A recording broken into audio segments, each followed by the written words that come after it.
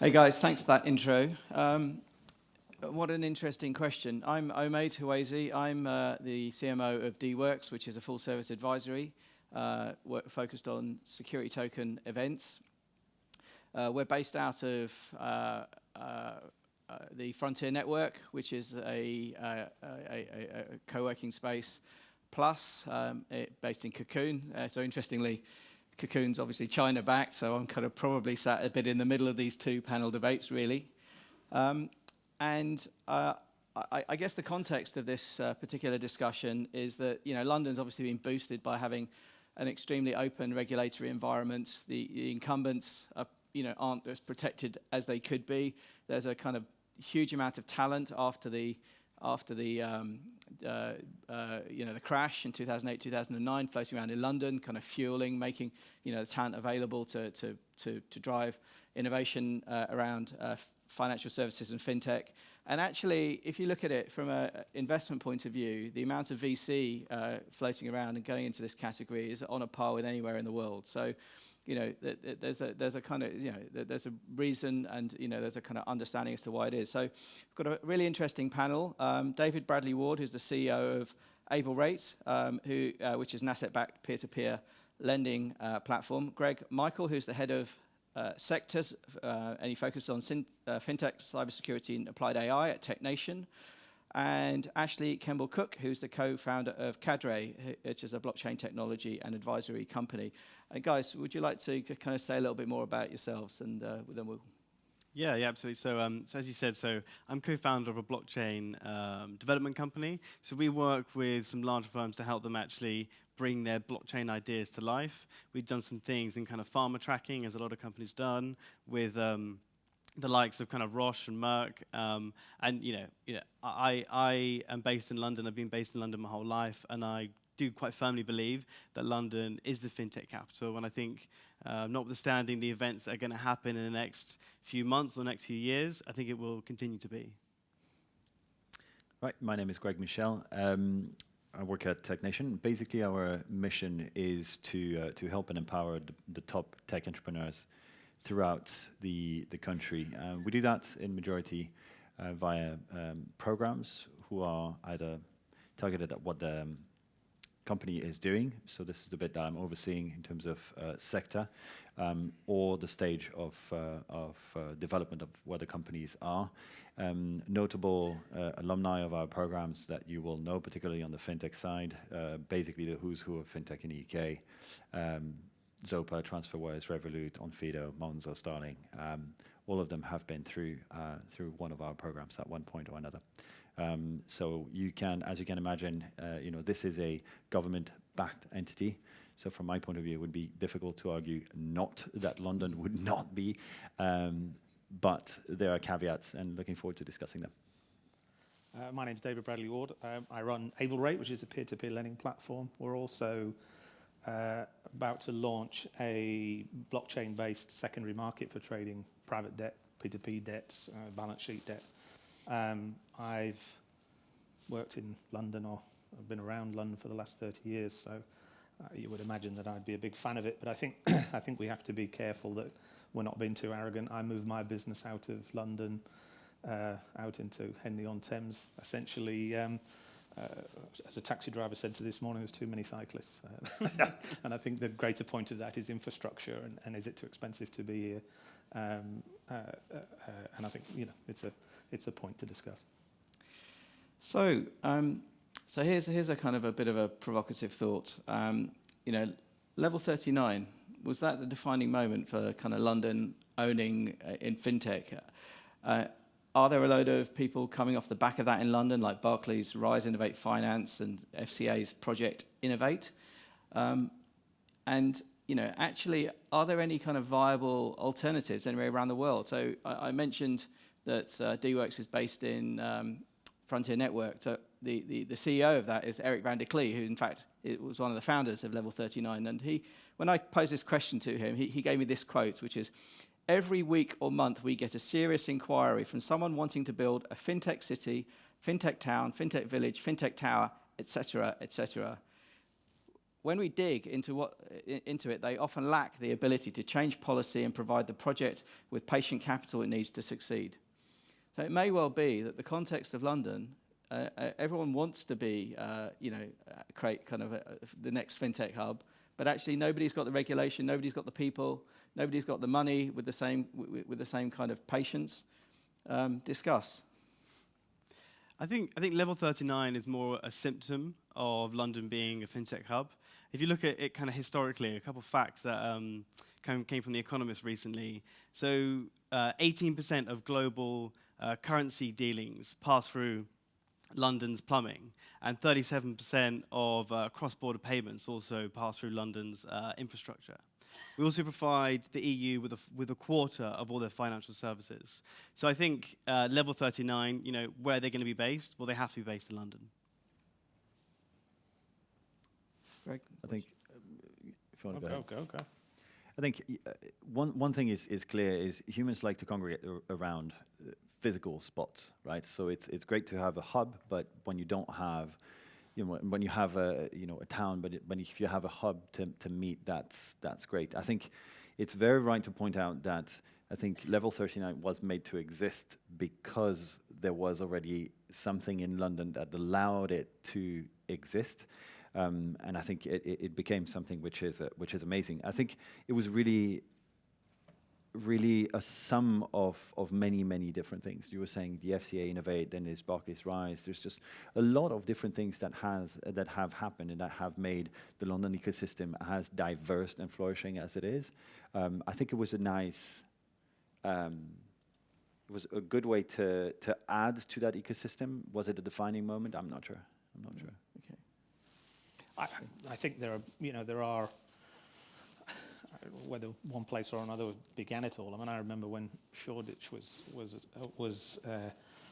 quite different than it is now, and a lot of people congregated around the Shoreditch area. But I think there are other areas. I mean, I went to Singapore towards the end of last year, and the Singtel Innovator in a building that is like an old office block that is now just teeming with startups, and I think one of the things that we have to be careful of in London is getting too arrogant. You talk about patient capital. There's nothing more patient than the Singapore Sovereign Wealth Fund. Yeah. And they are making it a very, very good environment in Singapore for at the moment for tech startups. Whether they will be able to compete on the fintech side of things, I don't know. But I think we have to be a bit careful with being too arrogant in our regulations, in our infrastructure, in our outlook of things like that. Yeah, I guess that's an interesting question. Did being the fintech capital happen to London, or did London make it happen? I guess there's a kind of open question. Beyond Singapore, where else? Do you guys see kind of this kind of clustering starting to happen? I think there are different places, right? So, and it's just like talking about blockchain, third blockchain. There's various types of fintech, and various parts of the world have their strength in fintech. And so, if you look at China, and I'm sure that we'll hear about this later, there's a very deep penetration of fintech, which is very consumer focused. There's a lot of course, powered by these WeChat and all the great consumer-focused businesses, and they are doing absolutely amazing things. So, by all accounts, I think what Alibaba and Ant Financials are doing are just absolutely amazing.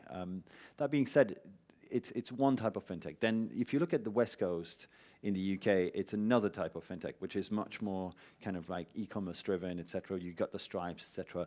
But it matches this sort of activity. The US is also very asset management and wealth management driven. There's a lot of investment proposition over there. Whereas if you look at London, we have everything. We have the capital markets here. So there's a lot of capital markets play, which are incredibly interesting at the moment, simply because you can't have capital markets play without incumbents willing to actually adopt them, right? So these are very sticky contracts. They're very difficult, and then that's a proof that incumbents are willing to open. You have the wealth management, you have the consumer plays, you have the e-commerce. So I think from my point of view, it's more a question of London provided the soil for a breadth and diversity that does not exist anywhere else, I firmly believe. You would have, in many parts, you would have San Francisco with a lot of tech. In New York, you would have more capital markets. But everything put together in that amalgamation, I don't think exists. And then you add on top of it regulation, right? Reg tech, etc. I really firmly believe that the breadth and depth is what makes London what it is, and not necessarily, other things like, there's money anywhere, there's money everywhere, it flows everywhere, right? But it's just which opportunities do you grasp? Where do you? Yeah, I mean, so what is the secret sauce then? You're talking about the right regulation, talking about where financial services are, and it's going to grow around that. You're talking about availability of talent. I think I think it starts with regulation in fintech, especially, and I think we from the P2P space, for example, the FCA have taken some flack in some quarters recently in the past for various things that they've done, but they've really nurtured that space. They were very hands off for a period of time. We've had the new consultation. They've brought in some new rules. They've been, it is I put it this way, I wouldn't want to be regulated anywhere else. Right. I think it would be tremendously difficult to have created the business that we've created, and the businesses that we are creating in any other jurisdiction that is as heavily regulated as it is here. So I think that's the core of it in the UK. But you only have to look at the blockchain space, where Gibraltar, Switzerland, those kind of places are realizing that they need to address the regulatory situation for those businesses then to be able to base themselves there and to create centres such as Crypto Valley and all those kind of places. I mean, it certainly does seem to drive where tokenization business happening. So business I'm working on at the moment, where we base the business, the other factors are very important, but if it's illegal, we're not going to do it there. Exactly, yeah. That's the kind of the primary filter. Ashley, have you got a view on Yeah, so I do think it all does start with regulation, and I think the UK is great because the FCA sets a very high bar, which means that you can form in the UK and you can export anywhere, and there won't be any questions about whether you're doing things properly and by the book. Also, to speak to your point, David, I think MAS has done a great job as well. Yeah. They combine both setting a very high bar, but also collaborating. So the UK's sandbox, the FCA sandbox, actually has now become a bit of a global best practice, and now that's been exported around the world. And obviously, with the global international sandbox as well, is also adding that benefit around the world, so each country can foster their own financial services industry. But we can't deny that it did start in London, and it is largely driven by the regulators here in London. I mean, so the consensus looks like London. It's here in London. It's going to carry on in London, but it might change. Yeah, right. I mean, so the question I have for all of you is, what would make it? What would make it change? Like, how would London be knocked off the perch of being the capital of fintech? I think the elephant in the room is decentralization. Is crypto? Is blockchain? It's that sort of space. And I think you were mentioning it earlier on. Yeah. At the moment, fintech businesses convalesce around where the major currencies are. Yeah. And if that is no longer the case, then there may not be those clusters as we see them at the moment, such as there is in London. So that's quite interesting. So as different markets kind of start to create regulation or deregulate, and crypto becomes tokenization becomes a very significant part of assets traded, then fintech will change shape and location and so on. And just to speak to your prior point about what can knock us off our perch, the other elephant is obviously Brexit, which is going to go forward. I think that does lead to, there's going to need to be a paradigm shift in how our regulators think about regulation. So I think they've become very good and very accustomed to navigating the halls in Brussels and pushing through ideas there. But actually, post-Brexit, it's going to be a massively different game. We're going to have to be a completely trading nation rather than more kind of an internal political entity. Right now, it seems like a lot of the discussions around Brexit focus on kind of the UK versus the EU. Are we going to set up relations with the Commonwealth? And a lot of that feels like we're just hanging on to our past rather than looking to, well, where is the future growth? Actually, what regulation in the future is going to help support the next generation of the FANG companies and the next generation of the BAT companies? And I think that's the kind of challenge to the regulators, but challenge to companies like ourselves to provide that information. So that's quite controversial from a Tech Nation point of view. No comment? Is that the... No, not at all. I think, from my point of view, this is the point I made to you guys earlier. I think, the best companies are built by the best people. The best people build the best technology, and where they choose to settle is where the place wins ultimately. So if there is any stop, any sort of impediment to people being able to place themselves where they want in an environment which is conducive to their growth, not only their professional growth but also their personal growth, then that creates a risk for the ecosystem, right? So from my point of view is if you create barriers on people freely moving, then you run into trouble. That's the first thing. The second thing as well is what creates the next stage of how do we create our wind in the next stage of the growth is by helping each other. Now, in the UK, and this is what we're doing in our programs, basically at Tech Nation. We put together people who have done extraordinary entrepreneurs, and put them in front of people who are trying to walk into their shoes and saying, well, how I've done this, and trying to exchange knowledge and pass on the knowledge. That transfer of knowledge is what creates the second wind, is what makes us win in the long term. So if you're here, if you're based in London, what the one thing that I would say, and which is, basically on brand and on message, but just help each other, mentor, invest, spend some time with other companies. There are great companies here. Just spend some time, learn from them, go for coffee. This is what will carry on making us great. So you're decoupling the money from the people.